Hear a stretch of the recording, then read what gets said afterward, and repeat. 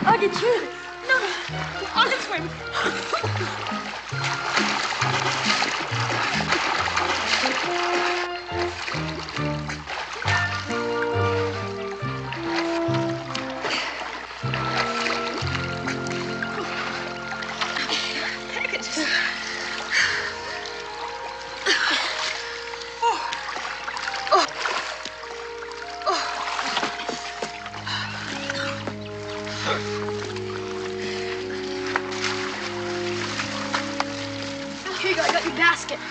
My clothes. This is what I'm worried about. What is it? Just the two best things I got. I hope they didn't get all soaked up. Oh. Books?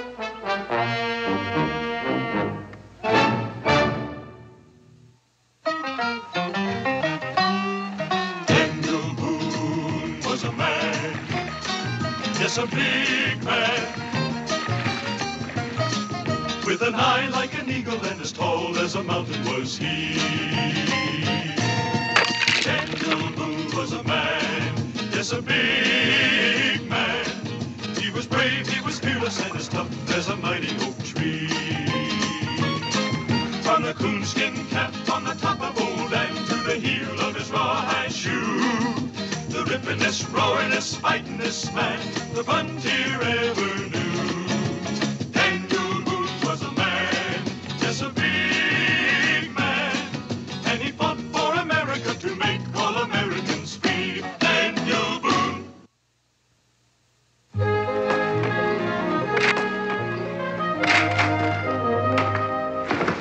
What are you doing? Look at my place. What are you doing? Look at this.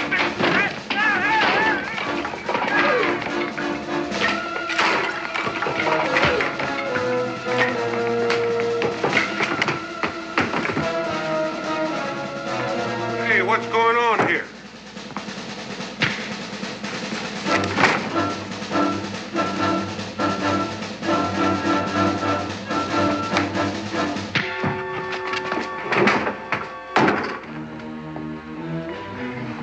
What was this all about? He took offense at something that was said. He was asking about you before it all started. Said his name was Tom Lincoln. Well, what did he want with me? Oh, I don't know. Daniel, when you look at this place, look at my table, chairs, everything's busted up. Well, we'll find out when he comes around. Well, I'll send him over to your cabin.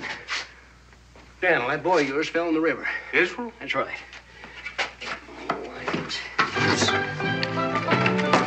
Here, Nancy, have a hot cup of tea. Thank you. Israel, I thought I told you to get out of those wet things. Now, scoot. Our books aren't hurt now. Just a mite damp. That's fine, but the important thing is to get you dried.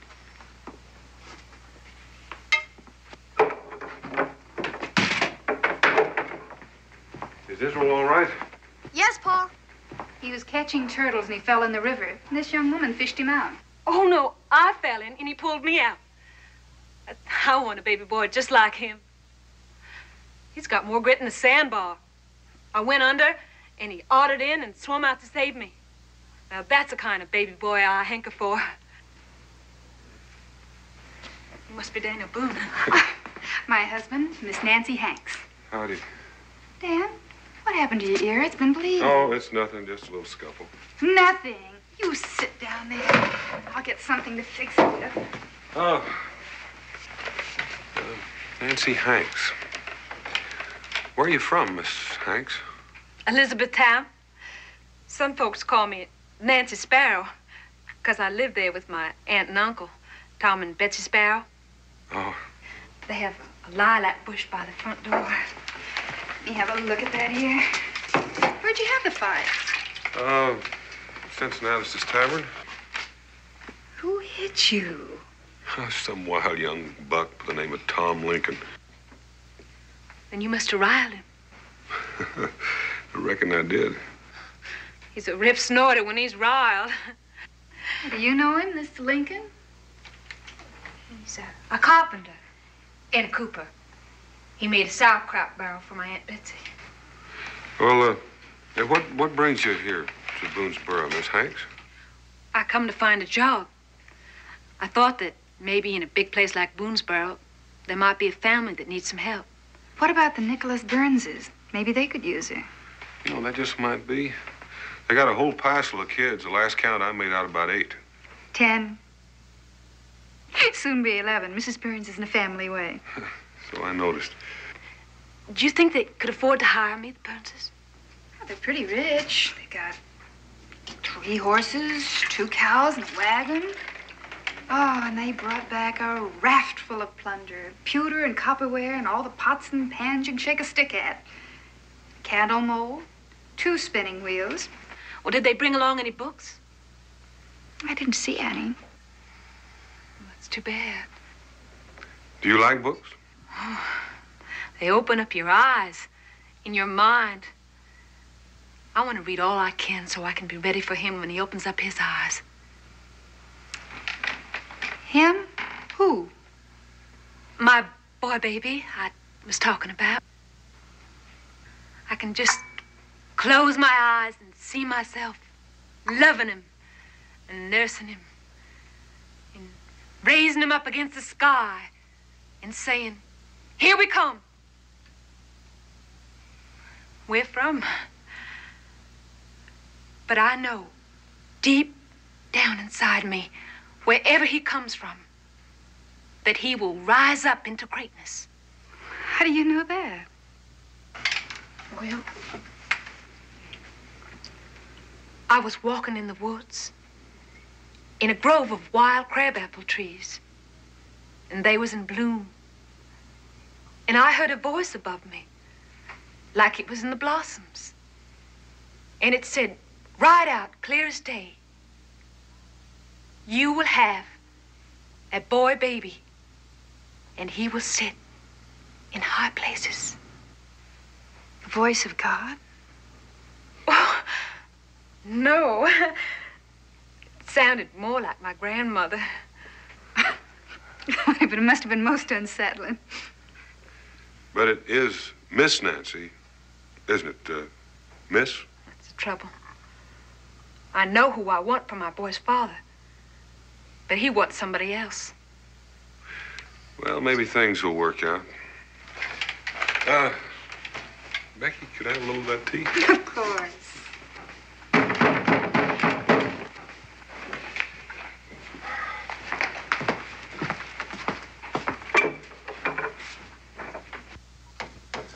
Listen, we've got women in here. I don't want any trouble.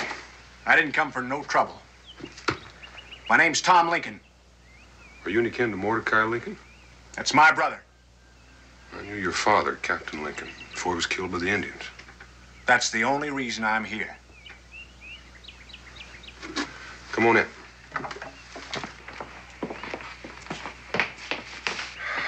This is my wife, Rebecca, Mr. Lincoln. Miss Boone. Mr. Lincoln. Nancy Hanks. Mr. Lincoln, What are you doing in Boonesboro? I came to find a job. A hired girl? Well, it's better than poking my fist into other people's ears. I'll see you later, Boone, when you're not so fuddled up with damp females. Hold your horses. I was just about to leave. Where do these Burnses live?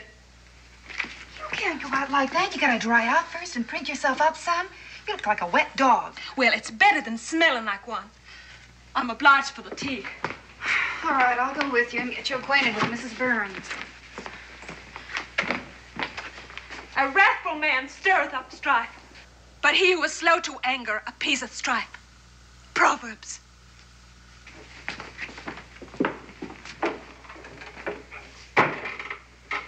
I do for you, Mr. Lincoln?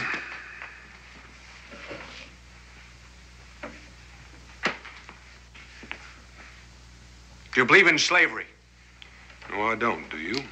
Slavery's against God's law. And we're both on the same side. But did you come over here to discuss slavery? Well, no. I come for some advice. What about? Well, I've had a job lately hewing out timbers for a new sawmill Denton Gahegan's building down on Squirrel Creek. A couple of days ago, he bought 2 slaves and put them to helping me. It must have been the 2 that came through here the other day with that fat slave trader. That's them. Well, what did you do? I quit.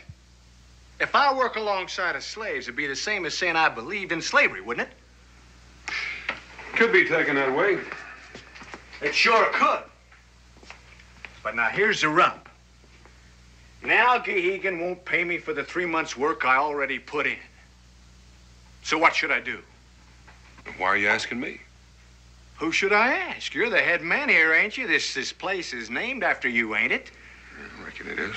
Well, so there ain't nobody else to ask. Well, I reckon your only way out is to sue. Well, now, how do I do that? Well, you know the man down at the tavern, Cincinnatus? Yeah. Well, he's a justice of the peace. Go see him. And that's the best you've got to offer? That's it. Unless he sues you back for busting up his furniture. I've already agreed to mend his furniture, and when I'm through, it'll be better than what he had in the first place. And that's more than I can say for Kentucky. Now, what's wrong with Kentucky? Look at the mess it's in. A man can't collect what's owed him. If it's an honest debt, he'll collect it. You bet I will. Thanks for nothing. Hey, wait a minute. What do you mean, honest debt? You casting doubts on my honesty? I said the court will decide it. Well, I'm casting doubts on yours. Now, you just wait just a minute. That wasn't no honest punch that flattened me out. What was it? It was a lucky punch.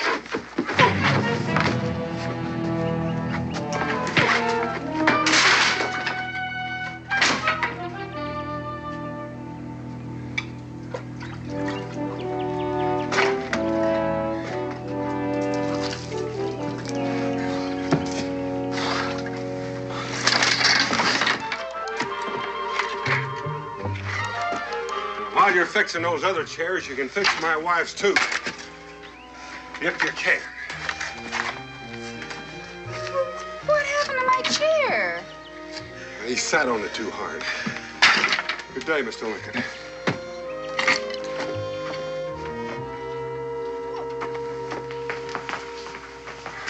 What was that about? Take a look at my ear. Not again. Oh, I'm sorry for Nancy's sake. What's Nancy got to do with this? Tom Lincoln is the one Nancy wants for the father of her boy baby. Coming here to Boonesboro for a job was just an excuse to follow him. Well, did she get the job? Yes, they were glad to get her. Now, just a minute. Did she say she followed him here? Oh, of course not. But didn't you see the way her eyes lit up when you first mentioned his name? No. And didn't you see how she defended him when she said you must have riled him? Yeah, I heard that.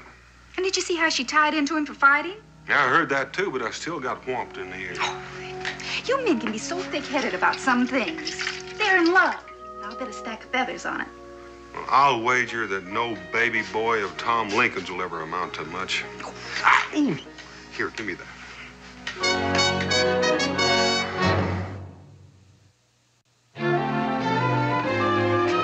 Cincinnatus!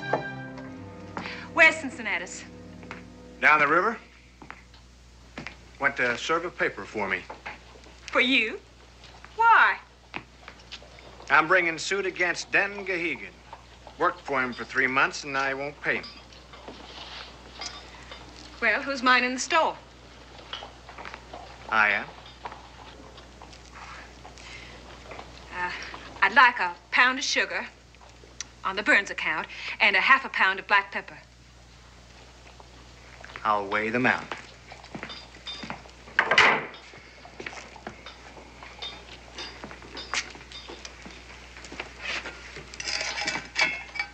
How long you gonna be in Boonesboro? At least till I mend this furniture. You ain't getting paid for that either. No, I ain't.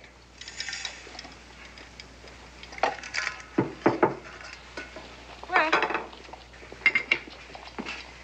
looks like you're not getting ahead so fast, are you?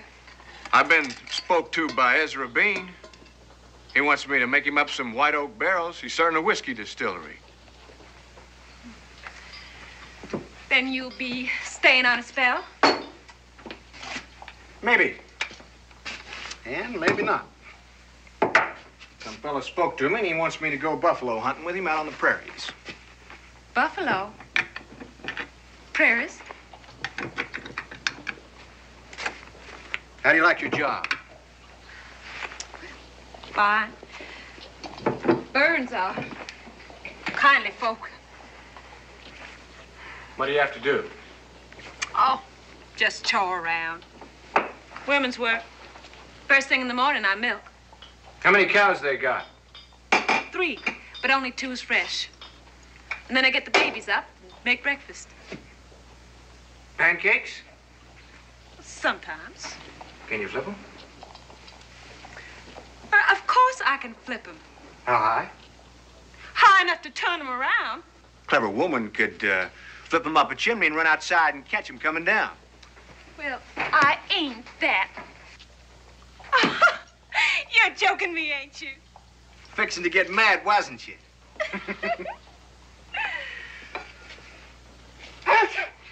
God bless you. This is black pepper. This is black pepper. What do you do after breakfast? I make cheese and sew dotties and wash the babies. And then I make dinner and hoe the cabbages and round the cows in and milk them. Then on a Monday, I do the washing and on Tuesday, the ironing. This morning, I strained out a tub of wild honey. But that ain't every day. Mrs. Burns, she's so poorly that I had to put her to bed, too. But then, I get to sit by the fire and read my storybook on my Bible. It's my favorite part of the day, reading a little. Reading? What's the matter with reading? Puts notions in your head. Well, a head should have some notions in it. Not the kind you got. Well, what kind should it have, like yours? If your head had some notions in it instead of all that wrath, you wouldn't be working here for nothing.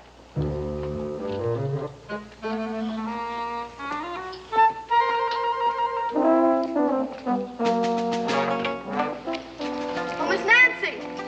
Hello, Adrian. Pa told me to tell you. We got some books. Well, that's wonderful. What books? I don't know, but one of them's a fable book. Aesop's Fables? Yeah. Did you read it? No, I told you. I don't like books. Good boy. Could I borrow it? I reckon that's why Pa told me to tell you. Good. Then I'll amble over tonight and get it.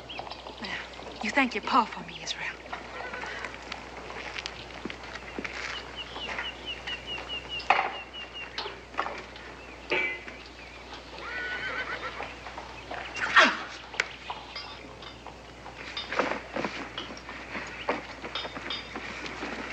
Still at it, Mr. Lincoln? Well, when I get going, I'm too lazy to stop. I see you were socializing with Nancy Hanks. That's nice. Yeah, in a way I was. We was acquainted in Elizabethtown. She must get quite lonesome here. You never get lonesome when you're working, and she's busy as a horse's tail in fly time. You know, she'll make somebody a fine wife. Why are you doing this, Mrs. Boone? Doing what? Trying to make a marriage twixt Nancy Hanks and me? Ain't that what you're up to? Yes, I am. I like Nancy Hanks. And I think she's gone on you. And I like you, and I think you're gone over her, too, whether you know it or not. If something's keeping you two apart, I don't see why I shouldn't try to find out what it is and bring you together. Mind you, I'm drawn to her, huh? Even sparked her some. Took her to a Baptist camp meeting once. But then I drew back. Why? I could put a reason on it. Did she say why she came here? To look for work. It ain't that. It was to follow me. Do you think that? Well, what else can I think?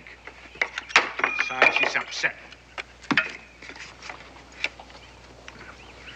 I want a different kind of woman. Got my eyes on one, too. As soon as I'm shut of these jobs here, I'm gonna do something about her. Who is the lucky girl? You know Christopher Bush in Elizabethtown, the German fellow with all the sons? No. They're good boys. No back out in them. They never duck a fight when it's necessary, and nobody ever heard them holler enough. I take it they have a sister. Yep. She's the one. Name her Sari. Sarah. She don't get me fired up the way Nancy does, but she's solid like her brothers. Solid? Do you love her? I could if I took her to wife. That's no way to start. You have to... Well, I just hope you're making the right decision. Well, excuse me, Mrs. Boone. Cincinnati's is back. Hello. Hey.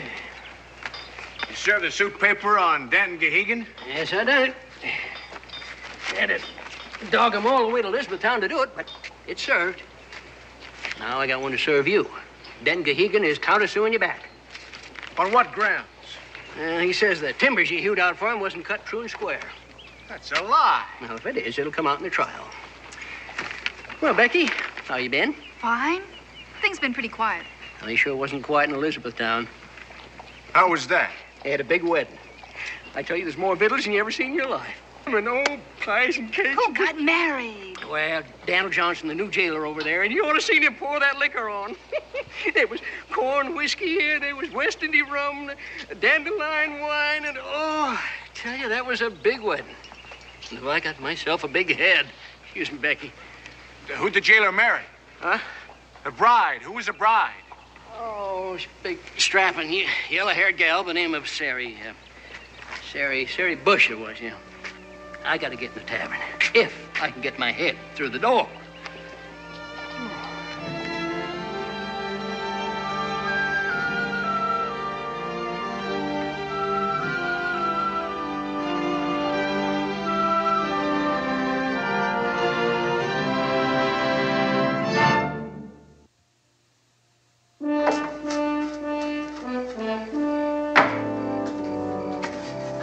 Pa, Chief Cutnose was a bad Indian, wasn't he? Well, he burned a lot of white men at the stake. 3 that I know of. Well, when he was killed, did you peel off his hide and make your razor stomp out of it? I certainly did not. That made me as bad as he was. Who told you that? Foxy Graham. Well, Foxy Graham was stretching the truth like his old man does occasionally. Come around here and hold this for me. As a matter of fact, my razor strop was made out of a piece of buffalo hide. I told you you wouldn't skin him. Well, thank you for sticking up for me. Can possums talk? I reckon they talk to one another. No, I mean talk English. Now, who told you that? Cincinnatus. I heard him gabbing to some men. He said that you're the best rifle shot in Kentucky. And even the possums know it. He said once, you treat a possum. You were just drawing a bead on it. And he yelled up, "Say your prayers, possum. This is Daniel Boone down here." He yelled down, "Don't shoot down. I'll come down." Well, that's a stretcher, son, but it's a better story. Nancy Hank says that books can make you laugh and cry. Can they? Well, it makes some folks laugh and cry. Did you tell her we've got some books? I told her. She says books take you way out yonder. Do they? Well, the good ones do. Never took me way out yonder. Maybe I should try another one. Well, it wouldn't do you any harm. You haven't been doing too good in your learning. Maybe it'd help to read a few books. That's not the kind of learning I want. I want to learn how to kill bears and trap varmints like you do. Well, these old times are changing. Kentucky's not always going to be the dark and bloody ground. Pretty soon a man will have to be educated just to live here. I don't see what's wrong with being a trapper and a hunter. Oh, hi, Nancy. Good evening, Mr. Boone. Israel? Come to borrow a book? Yes, I have, thank you. Books ain't as plenty as wildcats in these parts. I come to borrow Aesop's fables. And I brung you Robinson Crusoe. I know you like it. It's about the adventures of a man cast away on a desert island. Thank you. There you are, son. Read it. But tomorrow, it's bedtime. Night, Pa. Night, Nancy. Come on in, Nancy. Rebecca, Nancy Hanks is here. Nancy. Oh, Nancy, how nice to see you. Did you hear the news Cincinnati's brought back from Elizabethtown? No, ma'am. We was fixing to boil up some soap, and I was busy all day leaching out ashes and making lye. There was a big wedding over there. And guess who got married? Sari Bush and Daniel Johnson.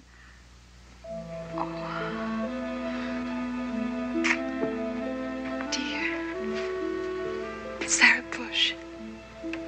I do believe you're crying. I thought it'd make you happy. Well, I'm sad for Tom. He was gone on Sari. No, he wasn't. He told me so. He did? Yes. He told me he thought she'd make a good wife, but he wasn't gone on her. Now, you stop that crying.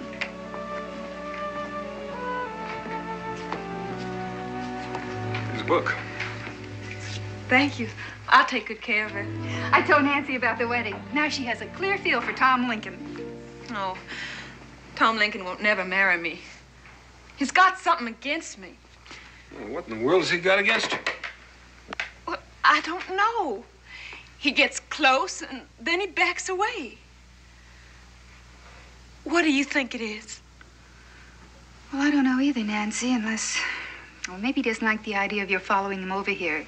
May think it's a little too forward. Who says I followed him over here? Is that what he told you? Well, he sort of mentioned it. And you think that that's why Tom is so standoffish? Because he thinks that I'm too forward? Well, if he does, it's a mighty silly reason. Come in. Daniel? Tom Lincoln here's got a favor he'd like to ask of you. He wants you to go down to Squirrel Creek and inspect some timbers that he hewed out for Denton Gahegan. Why? Well, so you can testify in a suit and a countersuit that them logs are cut true and honest. You want me to testify after the mess I got Kentucky in? That's the only reason I'm here. It's the least you can do. You've got a lot of brass. Now, Dan, don't go getting ringy. Just lamb down. If justice is going to be done, I've got to hear testimony from somebody I can trust, and I figured it might just as well be you. Thank you, Cincinnati. The only reason I might do it is because I liked his father. Well, much obliged. Wait a minute. Which of you gentlemen is going to escort Miss Hanks home through the dark to the Burnses? Well, I'll be happy to take her. I rather thought you'd stay here and tell us more of the news of Elizabethtown. Oh, well, in that case, I'll be happy to stay. I don't need nobody to walk me home. Good night. Oh, I'll walk you home. I was going that way anyhow.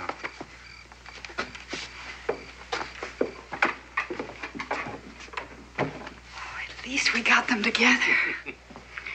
That Lincoln, he's as ornery as a sore-toed bear. Just 'cause he asked you a favor.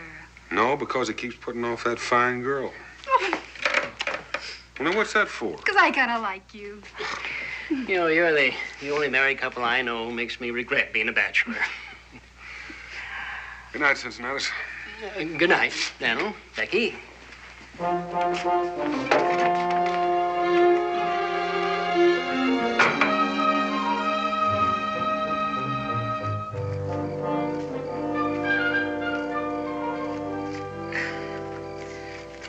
Well, I'm obliged for your company. Wasn't nothing. Tom, you're as solemn as a papoose tonight. Not one of your stories. I want to say something. Nancy, my head ain't full of wrath. I get mad sometimes, sure. But I only fight when I get insulted.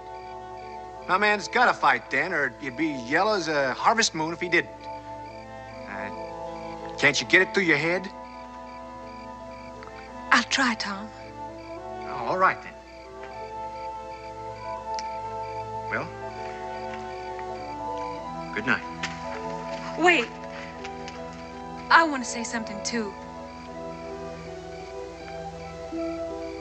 I'm sorry about Sari Bush getting married to that new fella. Oh, I'll get over it. Now we'll have to go through all that sparking.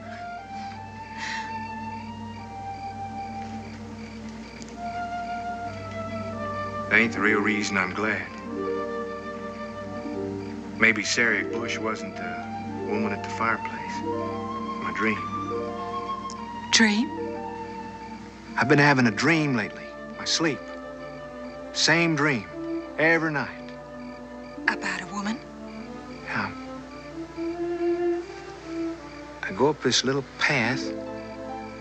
A strange cabin. Just like we done here. And I know what's inside. Bearskins on the bed. And seed corn hanging down from the rafters.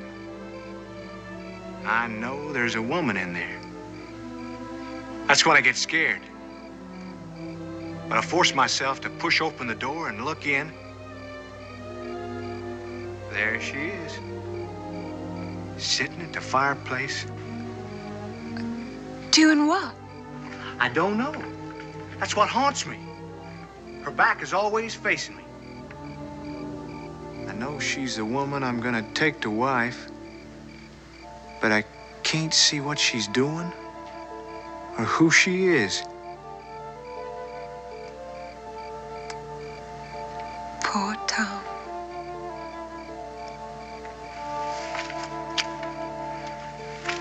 You have to go in right away? Yes. Good night.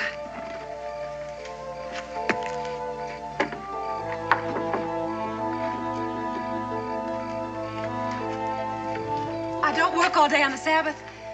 After dinner, I usually go down by the river and sit on the bank. Get a hold of myself a little. Good night.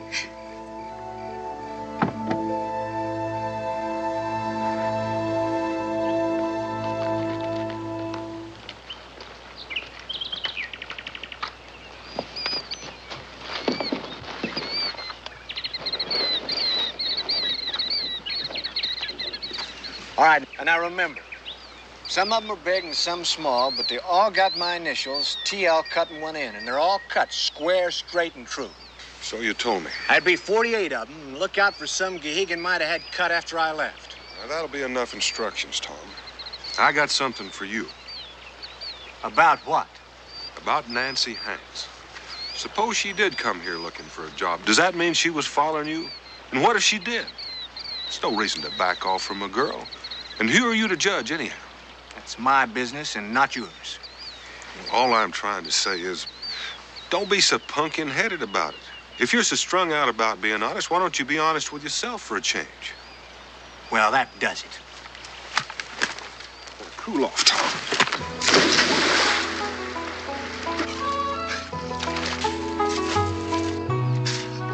You just take care of the logs. I'll take care of my women. Why I'm doing this for an opinionated, horn-handed, fly-by-night, backwoods carpenter is more than I can figure out.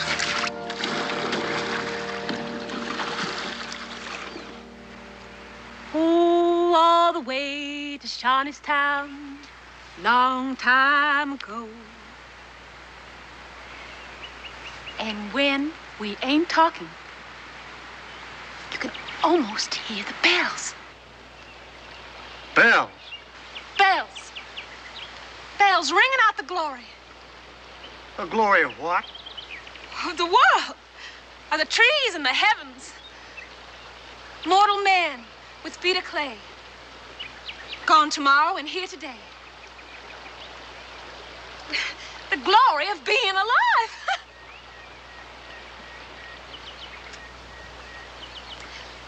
Here. I brought some of my biscuits. You want to try one? Don't mind if I do. There's fresh churned butter on it.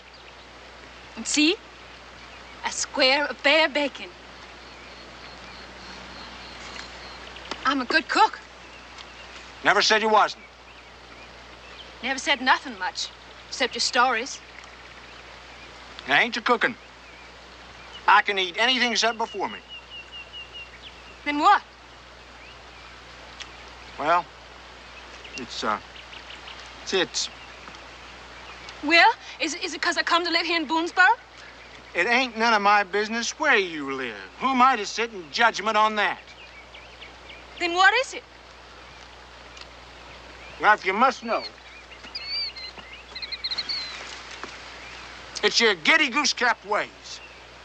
You're brain wild and notional. Your head's full of dreams and legends and strange stories and philosophies you get God knows where. Well, you have dreams. I have one dream, and it ain't like yours.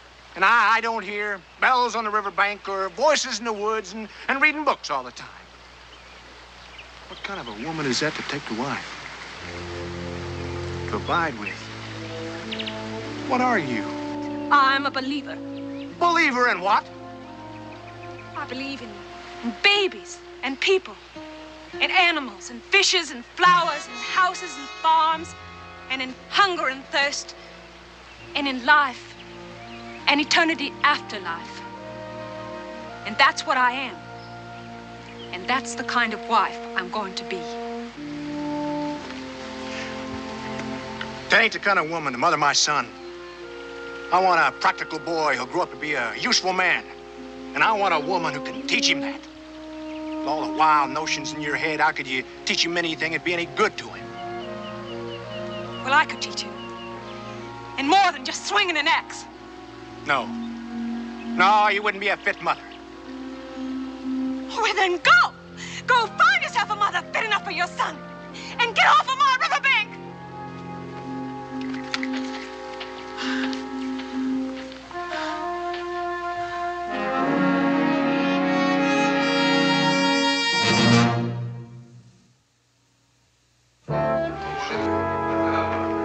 I might have known I couldn't get a fair trial here at Boonesboro. It's robbery, that's what it was, robbery. And them's the ones that did it to me. Now, you're all in cahoots, the whole bunch of you. And you call yourself a judge, do you? Well, the curse of Michael Feeney be on you. And you big busybody, you're the one that did it to me. You framed me. You're all in cahoots, the whole bunch of you.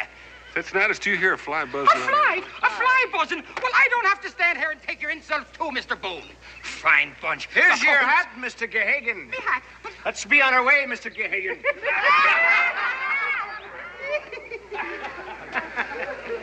I'm obliged for your help, Miss Boone. I just told the truth.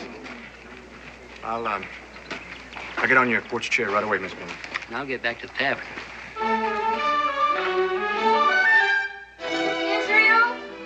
Israel!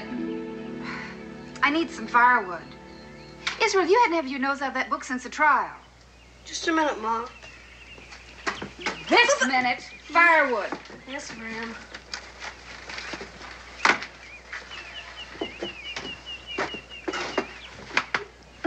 Good day? Oh, fair. Israel finished his storybook? Well, he was about to when his cruel mother made him do his chores. Mr. Lincoln. Here's your porch chair. Where would you like it? Put it right there and come on in.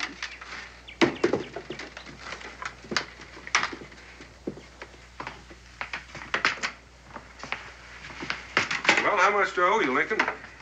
Not a thing. Present for Miss Boone. Thank you very much. Tea? Coffee? Oh, no thanks. I gotta be moving on. Oh, you must be getting ready to start your whiskey barrels. No, I'm passing that up. I'm on my way to New Orleans. New Orleans? How? Well, I'm gonna go down to the Ohio and build me a broadhorn flat boat, float her to the big river, and then on to the French settlements. Want to go partners with me? Me? Partners? I know you won't cheat me none. Well, that's a fact, but No, there are too many people down that way to suit me. Well, we could sell a flatboat for the lumber in it and then come on home. And what if he can't sell the boat or get stove up in a wreck? Oh, I've lived on acorns and slept in the rain before. I reckon I can do it again. How about it? Well, He'll do no such thing. He's going to stay right here in Kentucky. And that's what you should do, too. Take your Gahagan money and buy a farm. Build a cabin and settle down. Well, you gotta have a wife to settle down, and I ain't got no wife. When are you leaving? Right away. Aren't you going to say goodbye to Nancy Hanks? No, I ain't. I don't care what I dream about. A man can't mess up his life on account of what he sees in his sleep. I ain't gonna take her to wife, and that's final. All right, don't. If she don't want me on her riverbank, I'll stay off her riverbank. take an awful lot of wood chopping to make one of those flatboats. The more to sell, the better. The more lumber. Well, you aim to do it with this thing? Well, that's as dull as butter paddle. That's the only thing that frets me. I ain't found no place to sharpen it. Well, I might be able to help you. I know there's a mighty fine grindstone. Where? Come along and I'll show you.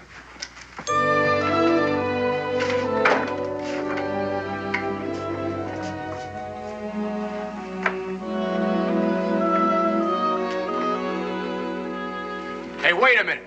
What are you doing, playing tricks on me? This is where Nancy Hanks works. The grindstone's out and back. Come on, she won't see you.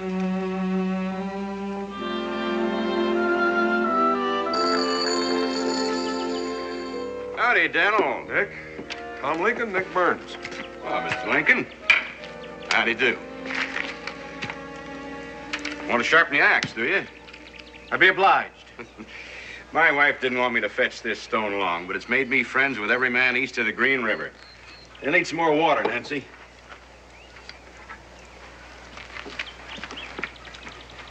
That's the helpingest girl I ever met. Never gets tuckered out.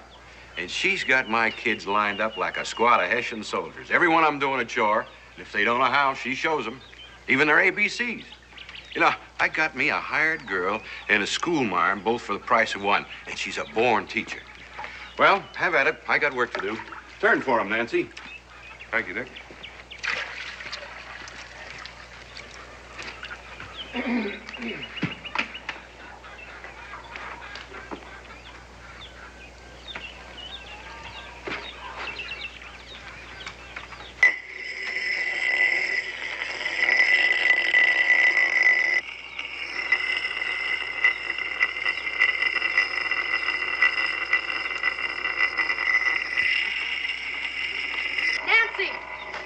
I finished it. I read all the way through it. And I didn't get any spots on it, neither. Washed my hands every time before I touched it. Well, it belongs to treat a book like that. But did you like it? Oh, yes. Wasn't it good? He lived on that island for 24 years, all by himself. Who? Robinson Crusoe. And when he saw the footprints in the sand, crime and Antley, wasn't that a dinger? Always gets me in the throat, that part. Did me, too. Well, who made the footprints? A savage, like a Shawnee, only darker. The cannibals were about to eat him. Robinson Crusoe saved him. It was on a Friday, so Robinson named him My Man Friday. A slave? No. Wasn't Robinson handy with his tools? I mean, the way he made his house and built his fort. Tools? That's in the book? It is. And wasn't old Robinson a good man? Praying to God and cleaving to the promises in the Bible, keeping his faith. Doing all the good he could, even when he was taming his goats. What else have you got, Nancy? What other books? Just my Bible. I didn't think you liked books. You changed me. I never knew they had so much good stuff in them. Well, then I'll give you back your fable book. It's got lots of good stuff in it. Only you'll have to think some to get it out. Could you do that? I can try. If you try, then you'll do it. Maybe there is something to getting some learning. Paul always says times are changing, and a man has to get educated to get along in Kentucky. Your pa's right. Looks like you've taught him a valuable lesson, Nancy. I'm much obliged to you. She could do that for your boy. She could do it for her own. Couldn't she? Well, I don't know why not. Maybe even better as a mother. Yes.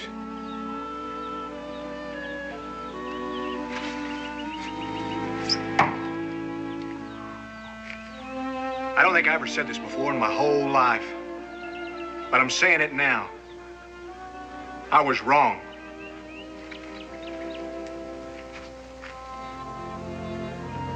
I'm a pumpkin-headed, fly-by-night carpenter. Jesus was a carpenter.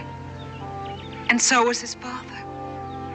There's a sight of difference twixt me and Jesus. Jesus never got married. Neither did you. No, but I want to. Had a dream again last night. About the woman by the fireplace. She finally turned around. Did you see her face? Yes? Who was she? She was you. What? So will you, Nancy? Will I what? Will you do me the honor to be my wife and the mother of my son? Yes, I will. And thank you for the offer.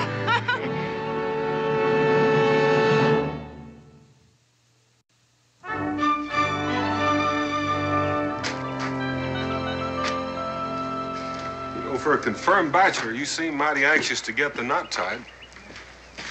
It's a long trip down the river to my brother's place. Well, be sure to tell Mordecai hello. I will. You can stop pacing, Tom. Here she comes. I said goodbye to everybody. Cincinnati's broke down and cried. Just wish you were having the wedding here. Oh, Tom wants his brother to stand up with him. Well, the canoe's all loaded. Your tools and stuff, and your basket and books are all wrapped in fawn skin. Thank you, Israel. Well, that's it then. Let us know when you have a baby and if it's a boy or not. Oh, it'll be a boy, all right. Tom can teach him how to split rails, but there'll still be plenty of room left in his head for book notions, too, won't there? If you say so. And we'll name him after your father, Tom. I'd like that. Well, we better be going. Thank you, Becky, Good luck, for Tom. everything. Tom. Thank you, Bye, Dr. Nancy. Boone. God bless. Can I go see them off? Go ahead, son. A boy, baby. Maybe he will rise to high places. Yeah, he might even be president someday. Well, I wouldn't go that far. What was Tom's father's name? Abraham. Abraham Lincoln.